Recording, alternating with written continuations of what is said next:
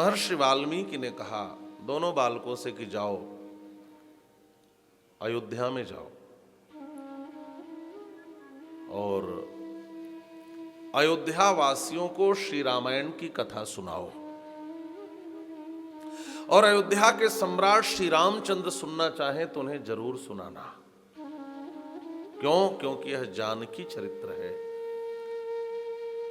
और इसके लेखन के पीछे का मूल उद्देश्य भी यही है कि अयोध्यावासी श्री जानकी जी के निर्मल चरित्र को समझें। जिस अयोध्या में श्री जानकी जी को लेकर लोकापवाद फैला है उस अयोध्या में श्री रामायण की कथा होनी आवश्यक है। जाओ। और यह भी कहा कुछ दक्षिणा दें तो लेना मत। ये भी कहा कि ज्यादा खट्टा मीठा मत खाना, नहीं गला खराब हो जाएगा। सब समझाया है। अबे छोटे छोटे बच्चे हैं ना, तो महर्षि वाल्मीकि सिखाते हैं।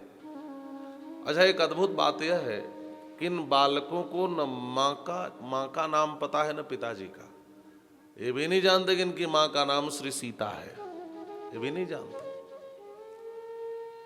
एक बार पूछा है गुरुजी माँ का नाम क्या है, तो महर्षि वाल्मीकि किसी को नहीं बताते कि ये सीता है। उन्होंने कहा तुम्हारी माँ का नाम वन देवी है, यह मुझे वन में मिली है, ये वन की बेटी है। यही आश्रमवासी सब जानते हैं। और उन्होंने पूछा कि हम जा रहे हैं अयोध्या और कोई पूछ दे कि तुम्हारे पिता का नाम क्या है तो महर्षि वाल्मीकि ने कहा तब उनको उत्तर देना कि गुरुकुल में रहने वाले विद्यार्थियों का परिचय पिता से नहीं उनके गुरुजी से होता है और हमारे गुरु का नाम महर्षि वाल्मीकि है। यही सिखाकर भेजा। दोनों बालक जब चले तो जानकी जी हृदय से लगाई, उनकी आंखों में आंसू आ गए। अपनी मां के उस धवल और समुज्ज्वलित चरित्र को प्रमाणित करने के लिए, उनके उस निर्मल यश का गान करने के लिए और कोई नहीं जा रहा, उन्हीं के कलेजे के दो टुकड़े जा रहे हैं जो संसार को बताएंगे कि उनकी मां का चरित्र कितना समुज्ज्वल है, कितना निर्मल है, कितना पवित्र है। और दोनों नन्हे बच्चों ने इसकी जिम्मेदारी उठाई है। हाथ में दोनों बालकों ने वीणा उठा ली। वीणा लेकर चले, मां का आशीर्वाद लेकर, गुरुजी का आशीष लेकर। कोई व्यवस्था नहीं थी अयोध्या में। आज तो वक्ता के पहुंचने के पहले पांडाल व्यासपीठ तैयार रहता है, लेकिन ये दोनों कथावाचक अयोध्या में आए हैं, कहीं कोई व्यवस्था नहीं है। महर्षि वाल्मीकि लिखते हैं दोनों राजमार्ग पर बैठ गए, सड़क पर बैठ गए। महाराज सड़क पर बैठ गए। रथ्यासु राजमार्गेशु, रथ्या कहते हैं रथम वहतीति रथ्या। पहले राजा जिस पथ से रथ पर बैठकर निकलते थे उधर सभी लोगों की आवाजाही नहीं होती थी, तो जिस पर राजा का रथ चले उस मार्ग को रथ्या कहते थे। और फिर राजकुल के लोग जिस पर चले या जो मुख्य मार्ग हो उसको राजमार्ग कहते हैं। तो एक कुशलौजी रथ्या पर, राजमार्ग पर, बीच सड़क पर बैठ करके कथा सुनाने लगे। लेकिन अद्भुत आकर्षण वाणी में जब ये दोनों नन्हे बालक अपनी एक तंत्री के तारों को झंकृत करते हुए, वीणा को बजाते हुए श्री रामायण की कथा का गान करने लगे तो पूरे अयोध्यावासी बेसुध होकर, मुग्ध होकर, पागल होकर दौड़ने लगे। पूरा राजमार्ग खचाखच भर गया। उसी समय भगवान श्री राघवेंद्र की सवारी निकल रही थी। सैनिकों ने निवेदन किया महाराज आपका रथ इस मार्ग पर आज आगे नहीं बढ़ सकता। राम जी ने कहा अयोध्या में ऐसी कौन सी घटना घट गई कि राजा के रथ को रोका जा रहा है। आकर के सेनापति और मंत्री परिषद के लोगों ने कहा महाराज कोई घटना नहीं है। एक अद्भुत विचित्र बात यह है कि दो छोटे छोटे बालक कहीं से आए हैं, मुनि के वेश में हैं और अब बीच सड़क पर बैठकर, मार्ग पर बैठ करके श्री रामायण की कथा का गान कर रहे हैं। उनकी वाणी में ऐसा माधुर्य है, उनके परिवेशन की ऐसी अद्भुत शैली है। वह जब वीणा के तारों को झंकृत करके गान करते हैं तो सुनने वाले के कर्णपुटों से उनकी ध्वनि हृदय में प्रविष्ट होकर के उस कथा को जब प्रकाशित करती है तो अयोध्यावासी भाव विह्वल होकर उसी सड़क पर बैठ बैठकर पागल की तरह कथा सुन रहे हैं। महाराज सारी अयोध्या तो सड़क पर बैठी है, रथ नहीं ले जाया जा सकता। राम जी कहते हैं मैं ऐसे प्रवक्ताओं का, ऐसे कथावाचक का दर्शन करना चाहूंगा। राम जी रथ छोड़कर नीचे उतर गए, भीड़ से रास्ता बनाते हुए जब बीच में पहुंचे तो अद्भुत चीज देखी। दोनों बालक आनंद विह्वल होकर श्री रामायण के श्लोकों का गान कर रहे थे। राम जी का हृदय भर आया, देखे तो देखते रह गए। उनमें सोनिमेष विवर्जित नेत्रों से, अपलक नेत्रों से निर्मिमेश इन दोनों बालकों को निहारते रह गए। एक क्षण को तो लगा कि जैसे दो छोटे राम जी ही बैठ गए हो। राम देहा तथा परौ बिंबादि उत्थितौ बिंबौ राम देहा तथा परौ। बेटे इन्हीं के हैं और देखने में हूबहू इन्हीं की तरह लगते हैं। ऐसा लगता है जो दो छोटे से राम जी ही आज बीड़ा लेकर के रामायण का गान कर रहे हो। राम जी को ऐसा लगा जैसे आईने में मैं बचपन में अपना ही प्रतिबिंब देख रहा हूं। बिंबादि उत्थितौ बिंबौ राम देहा तथा परौ। राम जी चौंक पड़े, ये कौन है? और राम जी धीरे से पास में आकर कहते हैं, सुनो, आप लोग अपनी यह कथा मुझे सुनाओगे? उन दोनों बालकों की आंखें मिली, एक दूसरे के मुंह की ओर देखे। देखने का भाव यह है कि हैं कौन? तो राम जी समझ गए मेरा परिचय जानना चाहते हैं। तो राम जी ने कहा मैं अयोध्या का राजा रामचंद्र हूं। इतना सुनना था कि दोनों फिर एक दूसरे की ओर देखे, दोनों की आंखों में चमक आ गई। गुरु जी ने कहा था अयोध्या के राजा रामचंद्र सुनना चाहे तो उन्हें जरूर सुनाना। दोनों खड़े हो गए, हाथ जोड़ लिए, महाराज हम आपको इस रामायण की कथा जरूर सुनाएंगे यदि आप सुनना चाहो तो। राम जी ने दोनों को अपने भुजाओं में भर लिया, गोद में उठा लिया, रथ पर बैठा करके राजमहल में आए। एक विशाल सभागार में उच्चासन लगवाया, उच्च आसन पर इन दोनों बालकों को बिठाया, सिंहासन पर बैठे। पुकारा, भैया लक्ष्मण आओ, भैया भरत आओ, भैया शत्रुघ्न आओ, सुनो पूरी अयोध्या में यह सूचना दे दो कि इस अयोध्या के विशाल सभागार में श्री रामायण महाकाव्य का गान होने वाला है। जो भी इसको सुनना चाहे वह सुने। मेरी माताओं को बुलाओ, गुरुजनों को बुलाओ, आचार्य श्रेष्ठ ब्रह्मर्षि वशिष्ठ को बुलाओ, महर्षि कात्यायन को बुलाओ, जाबाली रथ को बुलाओ, कश्यप जी को बुलाओ, महात्मा मार्कंडेय को बुलाओ, दृष्टि, जयंत, अकोप, धर्मपाल, सारे मंत्रियों को बुलाओ, सुमंत्र आदि को बुलाओ। और सारे लोग अयोध्या के इस विशाल सभागार में उपस्थित हो गए। पूरा सभागार खचाखच भर गया महाराज। और कुशलौ जी ने कहा, सुनो सुनो, हम कथा सुनाने आए हैं। देखो हम बालक हैं और हमसे सुनाने में कोई त्रुटि हो सकती है, ये स्वाभाविक है। लेकिन सुनो, जो सुनाने में गलती है वह मेरी है, लेकिन हम जो सुनाने जा रहे हैं यह गुरुदेव महर्षि वाल्मीकि की रचना है। इस रचना में कहीं भी कुछ भी असंदिग्ध नहीं है, इसमें कोई संदेह नहीं है। इसलिए इसको ध्यान से सुनना। और यह बात सही है। हमने एक घटना सुनी थी, आपने भी सुनी होगी। एक व्यक्ति एक स्टेशन पर टिकट लेने गया, तो टिकट देने वाले से कहा कि भाई साहब दिल्ली का टिकट दे दो। तो उसने दिल्ली का टिकट दिया। तो टिकट लेने वाले ने टिकट देने वाले से पूछा कि एक बात बताओ, तुम दिल्ली गए हो? तो उसने कहा नहीं, मैं दिल्ली नहीं गया। तो उसने हंसकर कहा कि जब तुम खुद दिल्ली नहीं गए तो तुम्हारे द्वारा दिया गया टिकट क्या खाक दिल्ली पहुंचाएगा? तो उसने कहा भाई साहब बात ऐसी नहीं है, टिकट देने वाला दिल्ली गया हो या न गया हो इससे कोई फर्क नहीं पड़ता। ये टिकट सरकारी है, इसको लेकर किसी उचित ट्रेन में बैठ जाओगे तो दिल्ली पहुंच जाओगे। इसी प्रकार से कथा सुनाने वाले में दोष हो सकता है, लेकिन यह जो कथा है ना, यह सरकारी है, यह वेद सिद्धांत है, यह आचार्य महर्षि वाल्मीकि की रचना है। इसको ठीक से यदि ग्रहण कर लो, इसको लेकर यदि यात्रा करोगे तो तुम्हें राम जी तक पहुंचने से कोई रोक नहीं सकता है महाराज। यह अद्भुत गाथा है, इसको लेकर ठीक से यात्रा करो। एक बात और है, आजकल लोग क्या करते हैं, आजकल लोग टिकट ले करके पिक्चर हॉल में जाते हैं कोई कहानी कोई स्टोरी देखने। विडंबना यह है कि टिकट ना मिले तो ब्लैक में टिकट लेते हैं, ब्लैक में बैठते हैं और ब्लैक चीज देखते हैं अंधेरे में बैठकर। यहां तो बिना टिकट के जीवन को प्रकाशित करने के लिए प्रकाश में बैठ करके यह अनुष्ठान की व्यवस्था की गई है। यदि हम इसका लाभ न ले पाए तो इससे बढ़कर हमारी भी विडंबना क्या हो सकती है। कुशलव जी ने आवाज लगाई, यहां कोई टिकट नहीं, कोई दाम नहीं, कोई शुल्क नहीं। यह रामायण की कथा है। बस एक बात का ध्यान रखना, श्रोतव्यम अनुसूयता। अनुसूयता का तात्पर्य क्या है? असूया एक दोष होता है। मैं कहता हूं देखो, श्रोता 3 प्रकार के होते हैं, आयोजक, आलोचक और आस्वादक।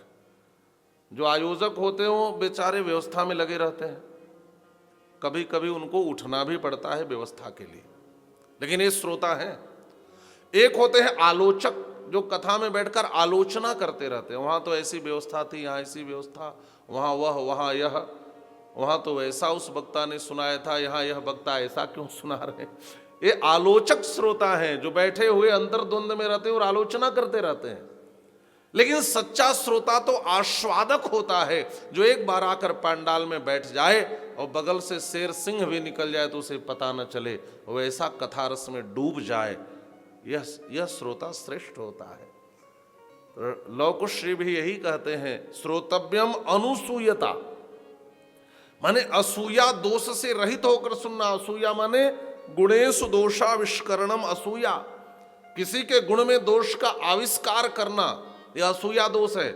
इस दोष से रहित होकर के मैं जो गान करने जा रहा हूं, इस कथा को ध्यान से सुनना। कुशलव जी ने आवाज लगाई, आइए एक पंक्ति में हम लोग भी आवाज लगाते हैं, सब लोग बड़े भाव से। राम नाम के हीरे मोती, राम नाम के हीरे मोती, मैं बिखराऊं गली गली।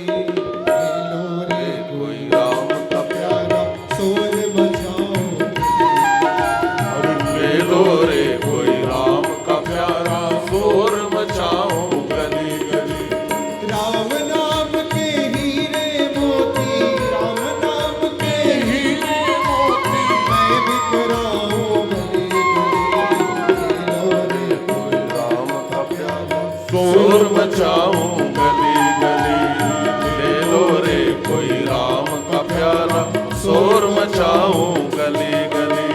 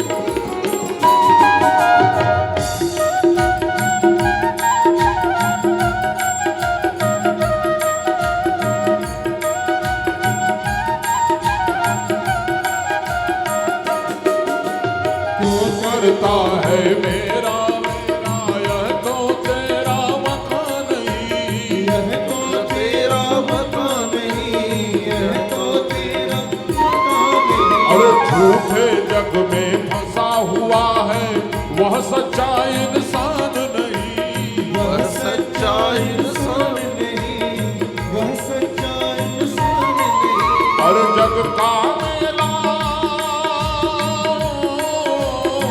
जग का मेला 2 दिन का है, जग का मेला 2 दिन का है, अंत में होगा चला चली।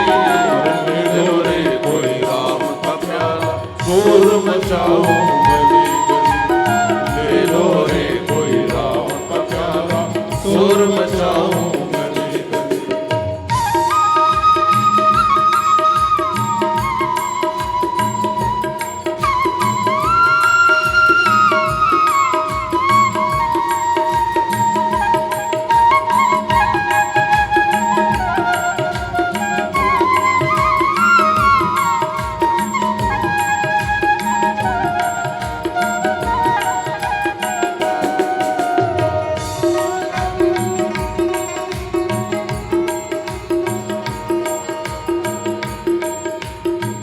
ले लो रे कोई राम का प्याला, शोर मचाओ। अरे जिन जिन ने यह मोती लूटे वह तो माला माल हुए। तो माला माल हुए, वह तो माला माल हुए। धन दौलत के बने पुजारी, आखिर वह बेहाल हुए। आखिर वो बेहाल हुए, आखिर वो बेहाल हुए। अरे चांदी सोने वालों सुन लो, चांदी सोने वालों सुन लो, बात सुनाऊं खरी खरी। ले लो रे कोई राम का प्याला, शोर मचाओ गली गली। ले लो रे कोई राम का प्याला, शोर मचाओ गली गली। अरे राम नाम के हीरे मोती, राम नाम के हीरे मोती। मैं बिखराऊं गली गली। ले लो रे कोई राम का प्यारा, शोर मचाओ गली गली। ले लो रे कोई राम का प्यारा, शोर मचाओ गली गली। ले लो रे कोई राम का प्यारा, शोर मचाओ गली गली। ले लो रे कोई राम का प्यारा, शोर मचाओ गली गली। श्री कुश और लौजी महाराज ने प्रार्थना करी, श्रोतव्यम अनुसूयता, अनुसूयक होकर के दोष दर्शन की वृत्ति छोड़ करके आप लोग कथा सुनना। और जैसे कथा आरंभ हुई, भगवान श्री राम ने एक कार्य किया। महर्षि वाल्मीकि यहां पर लिख रहे हैं, देखिए राम जी का चरित्र जो है वो मानव जीवन के लिए सबसे बड़ी शिक्षा है। कथा कैसे सुननी चाहिए यह भी राम जी सिखा रहे हैं। महर्षि वाल्मीकि लिख रहे हैं, सचापि रामः परिषदगतः शनैर् बुभूषया सक्तमना बभूव। सचापि रामः परिषदगतः शनैर् बुभूषया सक्तमना बभूव। स रामोपि शनैः परिषदगतः झटति उत्थाय गमने परिषतो अभ्युत्थानात् रसभंगो भविष्यति इति। अतः मंदम मंदम सिंहासनाद अवतीर्य झटिति परिषदम प्राप्त। श्री गोविंद राज जी इसकी टीका करते हुए लिखते हैं कि राम जी धीरे धीरे सिंहासन से उतरे और जल्दी से जाकर के कब श्रोताओं के बीच में सामने कुशलौ जी के बैठ गए, कोई देख ही नहीं पाया। राम जी सिंहासन छोड़कर श्रोताओं के बीच में जाकर सामने बैठ गए नीचे और कथा सुनने लगे। इसका तात्पर्य क्या है? का राम जी सिंहासन से नीचे उतरकर बैठकर कथा सुने, मतलब का वक्ता का आसन जितना ऊंचा हो, वक्ता के बराबर आसन पर बैठकर कथा सुननी नहीं चाहिए। ये लोक शिक्षा दे दी। एक संत हमारे अयोध्या के विनोद में कहते थे, लेकिन बात सिद्धांत की है। वो कहते थे कि हनुमान जी ने सोचा कि हमें श्री सीता जी को राम कथा सुनानी है। रामचंद्र गुण बरनई लागा, सुनते ही सीता कर दुख भागा। तो इनको तो राम कथा सुनानी है। जीवन में कितना भी बड़ा दुख हो, कोई राम कथा सुने तो उसका दुख समाप्त हो जाता है। यहां तक कि सीता जी मरने जा रही थी, कह सीता विधि भा प्रतिकूला, मिले न पावक मिटई न सूला, लेकिन जब हनुमान जी ने राम कथा सुनाई तो उनका भी सुनते ही सीता कर दुख भागा। दुख खड़ा रह ही नहीं सकता महाराज, यदि कोई राम कथा सुन ले तो समस्त दुख उसके जीवन के समाप्त हो जाते हैं। तो हनुमान जी ने सोचा कि भाई सियाजू को कथा सुनानी है, माँ जानकी को कथा सुनानी है, तो यह लंका में तो मंच बनेगा नहीं, व्यासपीठ लगेगा नहीं, इसीलिए हनुमान जी पहले से पेड़ के ऊपर बैठ गए ताकि यह मर्यादा बनी रहे, वक्ता ऊपर रहे, श्रोता नीचे रहे, इसलिए हनुमान जी ऊपर बैठे। तो बात तो विनोद में कहते थे, लेकिन कहीं न कहीं इस बात में एक संकेत छिपा हुआ है। वैसे भी यदि समझा जाए तो किसी नल से आपको पानी भरना हो तो टोटी के ऊपर बाल्टी या पात्र रखेंगे कि नीचे? नीचे रखेंगे तभी तो पानी ले पाएंगे। तो वक्ता से ऊपर ऊंचाई पर बैठकर कथा श्रवण करना नहीं चाहिए। इसलिए राम जी ने सचापि रामः परिषद गतः सनैर बुभूषया सक्त मना बभूव, राम जी सिंहासन से नीचे उतर गए। दूसरी बात यह है कि कथा कान में पड़े, सुनाई तो दे, लेकिन वक्ता का मुख न दिखाई दे तो तदजन्य रस का अनुभव नहीं होता। बहुत लोग कहते हैं कि अरे यहां बैठे माइक से बड़ा सुंदर सुनाई दे रहा है, बाहर बैठकर का कथा तो सुनाई देगी, तत्जन्य विषय का बोध भी हो सकता है, लेकिन कथाजन्य रस का स्वाद नहीं मिल सकता है। यदि रसानुभव करना हो, रसानुभूति करनी हो, रस का आस्वाद लेना हो, तो वक्ता के मुखचंद्र को देखते हुए कथा श्रवण करनी चाहिए, ये नियम है। इसलिए राम जी सोचे मैं भी सिंहासन पर बैठा हूं, मेरा भी मुंह इधर, वक्ताओं का मुंह भी उधर, तो रस नहीं मिल रहा है। जो रस सामने बैठकर वक्ता को देखते हुए सुनने का है, वह रस और जगह बैठकर सुनने का नहीं है। तीसरा कारण कहा, इनके मुखचंद्र के आह्लादकत्व और श्री जानकी मुखचंद्र का आह्लादकत्व समान ही है। श्री जानकी मुखचंद्र को देखने के बाद जो आह्लाद का अनुभव होता था, वही इनके मुखचंद्र को देखने के बाद भी हो रहा है। तो कहीं न कहीं हृदय में ऐसा लगता है कि कहीं मेरे बेटे ही तो नहीं है, मेरे बेटे ही तो नहीं है। और श्री जानकी वियोग के दुख का अनुभव करने वाले श्री राम, जहां भी श्री जानकी मुखचंद्र आह्लादकत्व का एक झलक भी मिले तो अब उससे अपने को वंचित नहीं रखना चाहते हैं।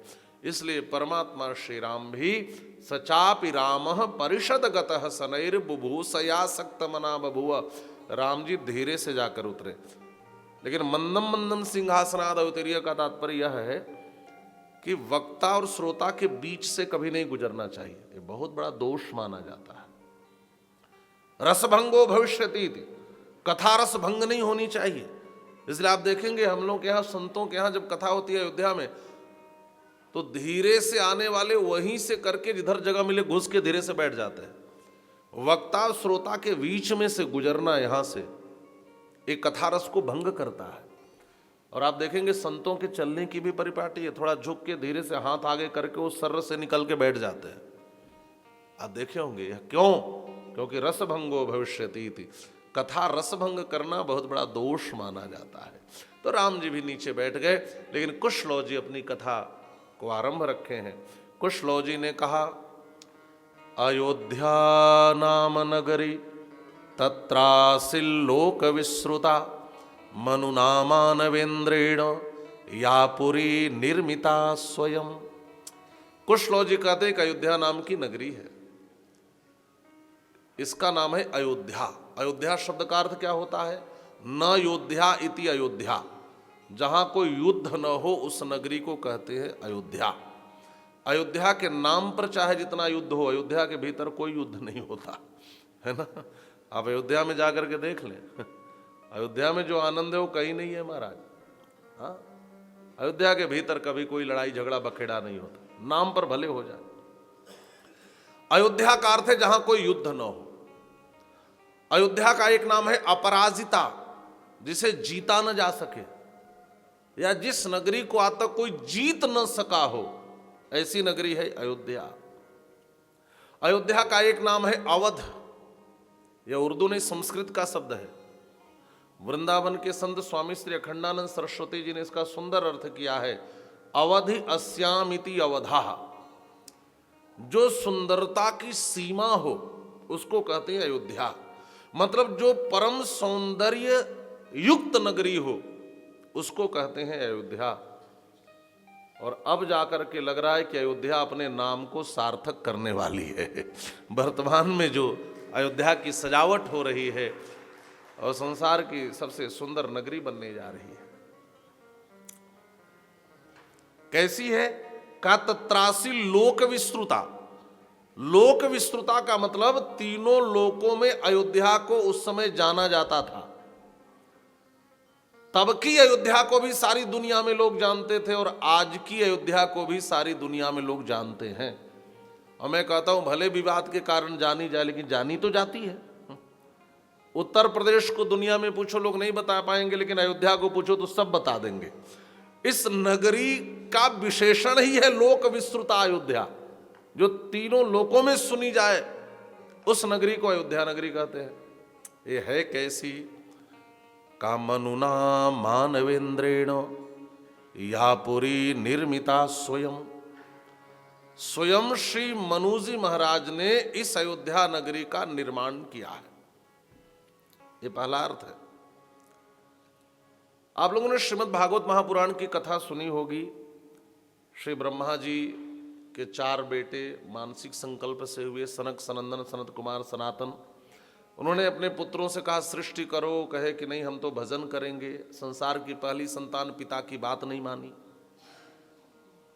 पिता को गुस्सा आ गया, भवें टेढ़ी हुई, एक बालक वहीं से पैदा हो गया। रोने लगा, पूछा नाम क्या होगा? कहा रो रहे हो इसलिए रुद्र होगा, रोदनाथ रुद्रा यद रोदीश्वर श्रेष्ठ सुदेग इव बालक। क्या करूं? कहा सृष्टि करो। उसने भयंकर सृष्टि कर दी। कहा इसका संहार करो, कैलाश में जाके भजन करो, सृष्टि आपसे संभव नहीं है। फिर मरीचि, अत्रि, अंगिरा, पुलस्स्य पुलह, क्रतु, वशिष्ठ, नारद आदि प्रकट हुए। इनसे भी सृष्टि का क्रम आगे नहीं बढ़ा।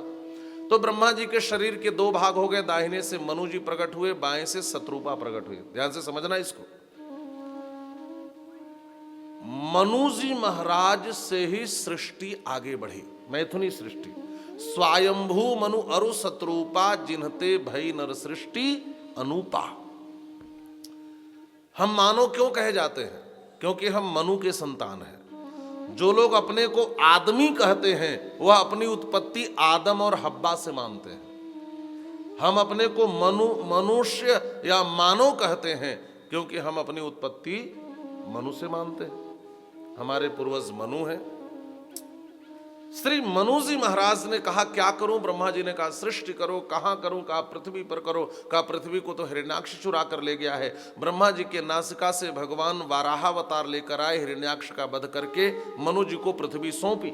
और मनु जी ने जब पृथ्वी को प्राप्त किया तो संसार की पहली राजधानी अयोध्या को बनाया। सृष्टि की प्रथम राजधानी होने का गौरव यदि किसी को प्राप्त है तो अयोध्या नगरी को प्राप्त है।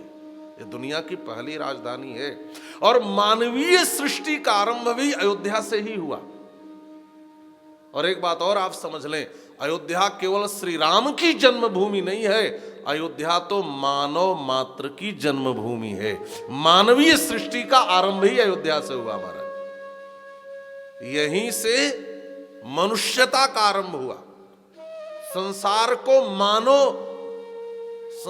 को मानव को देने वाली नगरी कौन है? अयोध्या नगरी। पहला मानव यही तैयार हुआ हमारा। इसका मतलब यह केवल श्री राम की जन्मभूमि नहीं है, यह मानव मात्र की जन्मभूमि है। और मैं हमेशा कहता हूं हर व्यक्ति को एक बार अपनी जन्मभूमि पर जरूर लौटना चाहिए, जाना चाहिए। और आज तो अयोध्या सभी के लौटने की प्रतीक्षा कर रही है। मनुना मानवेंद्रेण यापुरी निर्मिता स्वयं। अयोध्या के महात्म की एक कथा आती है, एक ग्रंथ है रुद्रयामल, आप लोगों ने नाम सुना होगा। उसमें अयोध्या के महात्म्य का वर्णन है। उसमें लिखा है, इक्ष्वाकु मनु भगवान नारायण के पास वैकुंठ में गए और इक्ष्वाकु मनु ने कहा, महाराज मुझे वैकुंठ का हृदय दे दो। वैकुंठ के हृदय को ही अयोध्या कहते हैं। वैकुंठ के हृदय की जो नगरी है उसी को अयोध्या कहा जाता है। और भगवान नारायण ने वैकुंठ के हृदय अयोध्या को इक्ष्वाकु मनु को दिया और इक्ष्वाकु मनु ने इस धरती पर अयोध्या का अवतरण कराया। और संकेत कितना सुंदर है, यापुरी निर्मिता स्वयं। दूसरा अर्थ क्या है, जैसे भगवान स्वयं प्रकट होते हैं वैसे उनकी नगरी भी स्वयं प्रकट होती है। जैसे भगवान अवतार लेते हैं वैसे अयोध्या जी ने भी अवतार लिया। बस अंतर यह है कि भगवान बाद में अवतार लेते हैं, नगरी पहले अवतार लेती है। और नगरी अवतार न ले तो भगवान अवतार कहाँ लेंगे। इसलिए भगवान की नगरी पहले बैकुंठ से उतर कर धरती पर आई और उसके बाद हमारे श्री ठाकुर जी उतर करके आए। मनुना मानवेंद्रेण यापुरी निर्मिता स्वयं। ऐसी यह नगरी है। यहां पर सरयू की धारा प्रवाहित होती है, ऐसा बता रहे हैं श्री कुशलो जी, कथा सुना रहे हैं। ये सरयू जी कौन है? का सरयू का अर्थ होता है जो मान सरोवर से प्रकट हो। सरस जाता इति सरयू। जो सर माने मान सरोवर से प्रकट हुई है उनको कहते हैं सरयू। सरयू जी प्रकट कैसे हुई? भगवान की जब आंख से करुणा छलकी, प्रेमाश्रु निकला, तो भगवान के नेत्र से निकलने वाले उस आंसू को ब्रह्मा जी ने लेकर मान सरोवर में स्थापित किया और उसी मान सरोवर से सरयू जी प्रकट हुई।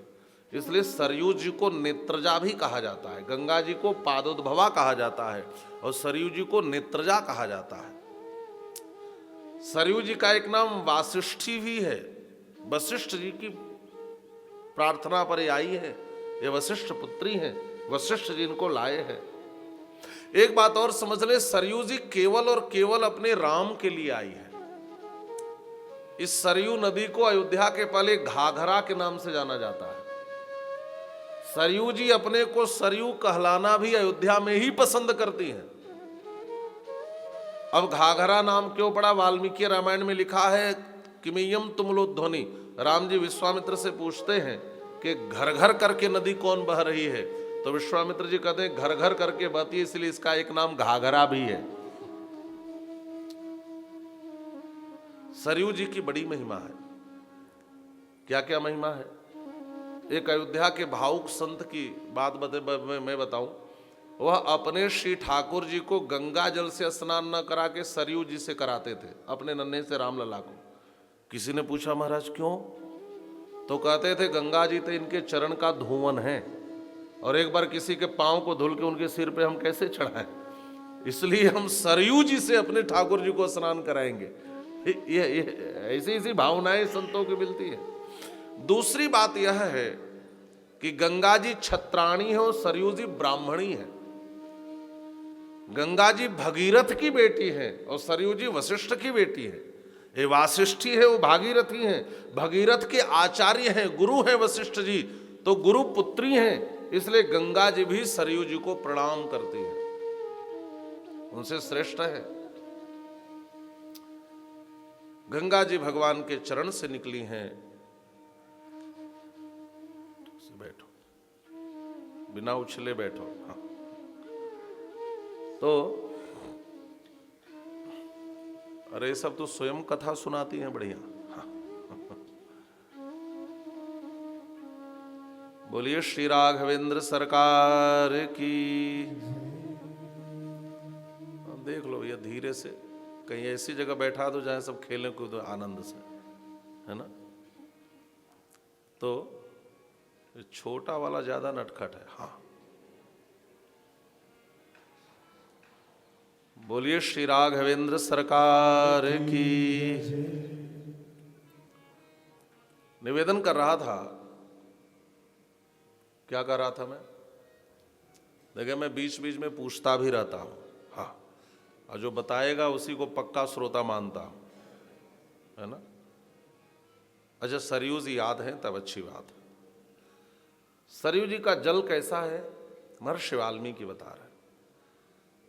शालितंडूल संपूर्णाम इक्षुकांड रसोदकम। इक्षुकांड रसोदकम, इक्षु कहते हैं गन्ने को। गन्ने का रस जितना मीठा होता है, सरयू जी का जल उतना ही मीठा होता है। न विश्वास हो तो एक बार अयोध्या आना तो पी कर देख लेना। हाँ। आप लोग तो पीते रहे हैं, हमारे रामेश्वर जी तो हमेशा जाते रहते हैं, कमलेश जी हैं, इन लोग हमेशा मिलते हैं। तो बहुत मीठा जल है। और हमारे यहाँ जो सरयू के किनारे आश्रम है, वहाँ अत्यधिक सरयू जी का जल ही पिया जाता है। हाँ, बहुत मीठा जल है। अच्छा, राम जी का वंश कितना सुंदर है। किस वंश में आए, कहा इक्ष्वाकु। इक्ष्वाकु का अर्थ आप लोग जानते हैं, इक्षु भी गन्ने को कहते हैं, गन्ने के दंड को कहते हैं इक्षु, और वाक माने वाणी। इक्ष्वाकु का अर्थ होता है जिसकी वाणी गन्ने के रस की तरह मीठी हो। तो राम जी के पूर्वज है इक्ष्वाकु, जिनकी वाणी मीठी थी गन्ने के रस की तरह। और अयोध्या में जो नदी बहती है सरयू, इक्षुकांड रसोदकम, उसका जल है गन्ने की रस की तरह मीठा। और राम जी जब बोलते हैं तो उनकी वाणी भी उतनी ही मीठी है।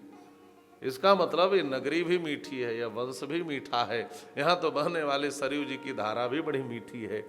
ऐसे माधुर्य से ओतप्रोत स्थल की यह मधुर कथा है, यह मंजुल कथा है, राम कथा कुशलो जी सुना रहे हैं।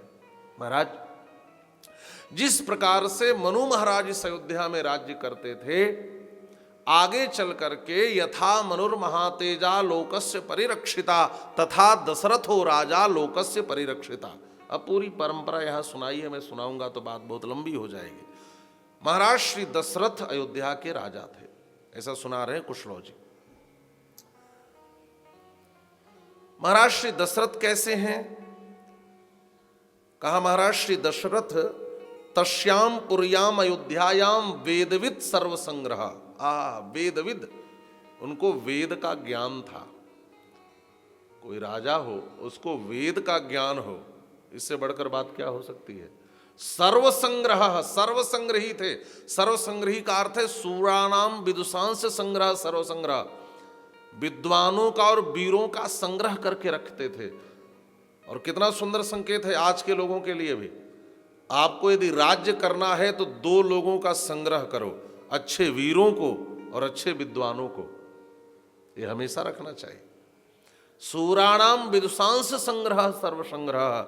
और कहा दीर्घदर्शी महातेजा, दूर तक देखने वाले थे, दूरदृष्टि वाले थे, क्षुद्र दृष्टि छोटी दृष्टि वाले नहीं थे। महातेजा पौरजान पद प्रिय, पौरजन वासियों को, जनपद वासियों को बड़े प्रिय थे। और कैसे थे, कहा इक्षुणाम अतिरथो, इक्ष्वाकु वंश में अतिरथी वीर थे। अतिरथी वीर किसे कहते हैं, जो 10,000 पैदल सैनिकों को अकेले हरा दे उसको रथी वीर कहा जाता है। और जो 10,000 रथी वीरों को अकेले हरा दे उसको महारथी वीर कहा जाता है। और जो 10,000 महारथियों को अकेले हरा दे उसको अतिरथी वीर कहते हैं। महाराज श्री दशरथ अतिरथी वीर है। यज्वा माने यज्ञ करने वाले हैं। धर्म परोवशी, धर्म परायण है। वशी माने वशम, वश इंद्रियां जिनके वश में हो, आप हिंदी में ऐसे समझ लें, ऐसे वशी हैं, बलवान हैं, इनके पास सब कुछ है। महाराज गोस्वामी तुलसीदास जी तो एक ही चौपाई में कह दिए कि सुनो, दशरथ जी के गुणगणों का वर्णन ही नहीं किया जा सकता। हाँ, इतना मैं जरूर कह सकता हूं कि उस समय महाराज दशरथ की तरह संसार में कोई दूसरा था ही नहीं। मानसकार कहते हैं दशरथ गुण गण बरनी न जान, दशरथ गुण गण बरनी न जान, दशरथ गुण गण बरनी न जानी, दशरथ गुण गण बरनी न जानी, अधिक कहा जग अधिक कहा जेहि सम जग अधिक कहा सम जग दशरथ गुणगण बरनि न जाहि अधिक कहा जेहि सम जग नाही। इतना ही कह सकता हूं कि उस समय महाराज दशरथ के समान कोई संसार में था ही नहीं।